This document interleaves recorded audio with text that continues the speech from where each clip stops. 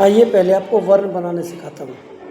सीधा आपने एक लाइन खींची और देखिए हाथ को किस तरीके से कर्व करना है।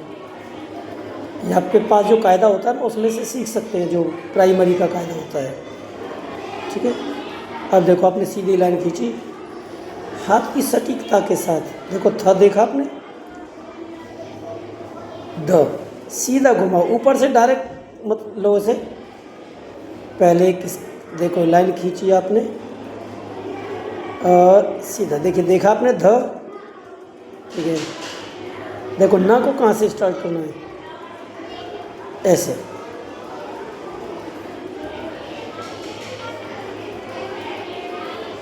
ठीक है, वर्ण की लंबाई चौड़ाई मोटाई देखो प देखो। ठीक है, जैसे आप 4 बनाते हैं ना जनरली, 4 के जैसा। अब इसका पेट बड़ा नहीं करना, देखो फ देखो, प जैसे बनता है ऐसे ही फ बनता है, आगे कर्व कर दिया। तो प्यारे बच्चों, आज मैंने आपको क्या सिखाया? वर्णमाला या फिर सुलेख? हाँ, मैंने आपको असल में वर्णमाला नहीं सिखाई, वो तो आपको आती है, नर्सरी LKG UKG पूरी क्लास में पढ़ के आए हो। पर वर्ण को कैसे लिखा जाता है आपको सुलेख दी जाती है, राइटिंग दी जाती है। हिंदी में भी दी जाती है, इंग्लिश में भी दी जाती है। डेली आप करके भी लाते हैं, फिर भी आपकी राइटिंग अच्छी नहीं है। पता है क्यों? क्योंकि आप अपने वर्ण को, अपने अल्फ़ाबेट्स को सही नहीं बनाते।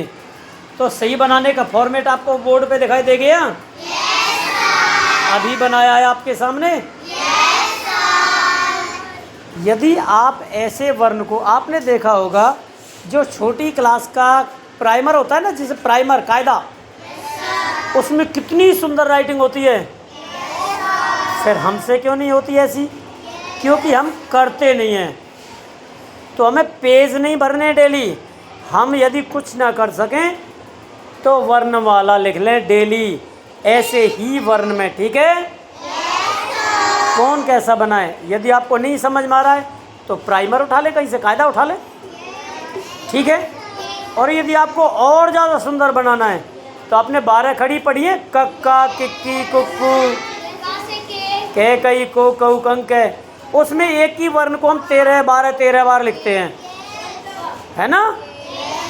उससे राइटिंग की प्रैक्टिस और अच्छी होती है। तो आपको पेज नहीं भरना है, क्या करना है? अच्छा, और जो पेरेंट्स देखें इस वीडियो को, वो भी अपने बच्चों को थोड़ी देर पास बिठाएं। टीचर जो देखें वो भी अपने बच्चे को वर्ण बनाना सिखाएं। यदि राइटिंग आपकी अच्छी रहेगी तो आपके एग्ज़ाम में अच्छे मार्क्स आते हैं। और यदि आपके बचपन में राइटिंग सुधर गई तो सुधर जाएगी, अन्यथा आप पीछे नहीं सुधार पाएंगे। तो पेरेंट्स को भी चाहिए अपने बच्चों की राइटिंग पर ध्यान दें, और टीचर्स को भी चाहिए अपने बच्चों की राइटिंग पे विशेष फोकस करें, चाहे वो इंग्लिश अल्फ़ाबेट हो या फिर हिंदी की वर्णमाला। यदि आप वर्ण बनाना सही से सीख गए तो आपको राइटिंग में कोई समस्या नहीं आएगी। आपको समझ में आ गया? तो राइटिंग सुधारोगे? जय हिंद।